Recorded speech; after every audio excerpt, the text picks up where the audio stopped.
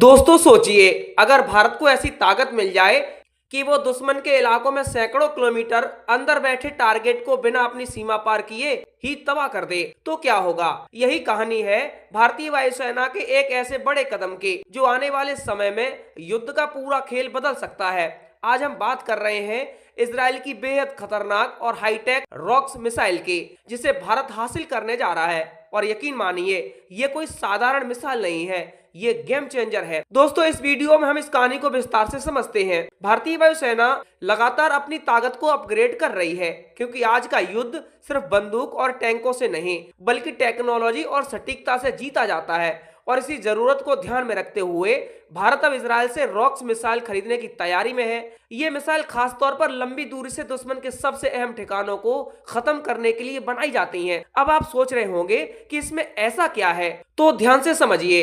इस मिसाइल की सबसे बड़ी ताकत है इसकी स्टैंड ऑफ क्षमता। इसका मतलब ये है कि भारतीय फाइटर जेट को दुश्मन के एयर डिफेंस के अंदर जाने की जरूरत नहीं पड़ेगी। वो सुरक्षित दूरी से ही मिसाइल को लॉन्च करेगा और मिसाइल सीधा जाकर दुश्मन के टारगेट को खत्म कर देगी। यानी हमारे पायलट भी सुरक्षित और मिशन भी सक्सेसफुल। अब बात करते हैं इसकी स्पीड और सटीकता की।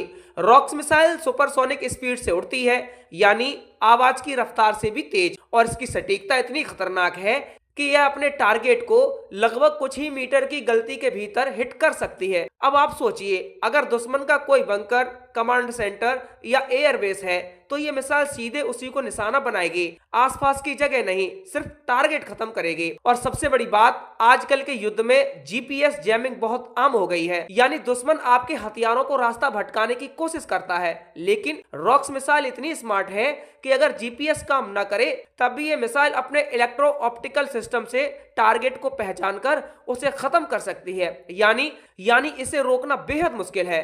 अब सवाल आता है, भारत को इसकी जरूरत क्यों पड़ी। तो दोस्तों, आपको पता है कि भारत के सामने दो बड़े चैलेंज हैं। एक तरफ पाकिस्तान है और दूसरी तरफ चीन है, और दोनों के पास एडवांस एयर डिफेंस सिस्टम है। ऐसे में अगर भारत को दुश्मन के अंदर जाकर हमला करना है तो उसे ऐसी ही हाईटेक और लंबी दूरी की मिसाइलों की जरूरत है जो बिना रिस्क लिए टारगेट को खत्म कर सके। खबरों के मुताबिक भारतीय सेना ने इस मिसाइल का टेस्ट भी कर लिया है और ये टेस्ट पूरी तरह सफल रहा है। खास बात यह है कि इसे भारत के सबसे ताकतवर फाइटर जेट सुखोई 30 MKI से लॉन्च किया गया, और इससे यह साबित हो गया कि यह मिसाइल हमारे मौजूदा फ्लीट के साथ आसानी से काम कर सकती है। अब यहाँ कहानी और भी दिलचस्प हो जाती है, क्योंकि भारत सिर्फ मिसाइल को खरीदना नहीं चाहता बल्कि इसे देश में बनाने, यानी मेक इन इंडिया के तहत प्रोड्यूस करने की भी योजना बना रहा है। अगर ऐसा होता है तो भारत को दोहरा फायदा होगा। एक तरफ सेना मजबूत होगी और दूसरी तरफ देश का डिफेंस इंडस्ट्री भी तेजी से आगे बढ़ेगा।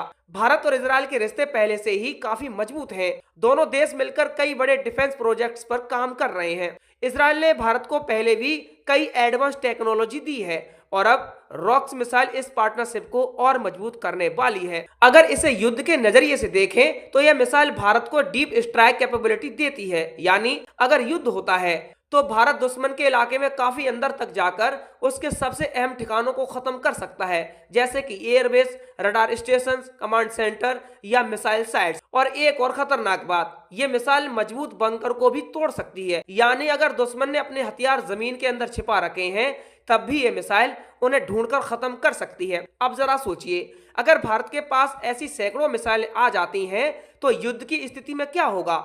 दुश्मन के लिए अपनी अहम लोकेशन बचा पाना मुश्किल हो जाएगा, उसकी पूरी रणनीति ही कमजोर पड़ जाएगी। लेकिन हर बड़ी डील के साथ कुछ चुनौतियां भी होती हैं, जैसे इसकी कीमत, टेक्नोलॉजी ट्रांसफर कितना मिलेगा और इसे पूरी तरह भारतीय सिस्टम में फिट करने में कितना समय लगेगा। लेकिन भारत और इजराइल के मजबूत रिश्तों को देखते हुए ये माना जा रहा है कि ये सभी बाधाएं आसानी से पार हो जाएंगी। दोस्तों, कुल मिलाकर बात यह है कि रॉक्स मिसाइल सिर्फ एक हथियार नहीं है, ये भारत की ताकत, उसकी रणनीति और उसके भविष्य का एक बड़ा हिस्सा है। ये भारत को ऐसा देश बना सकती है जो दुश्मन को बिना सीमा पार किए ही उसकी जमीन पर जवाब दे सके। और आने वाले समय में जब युद्ध और भी ज्यादा टेक्नोलॉजी आधारित हो जाएगा तब ऐसी ही मिसाइलें तय करेंगी कि जीत किसकी होगी।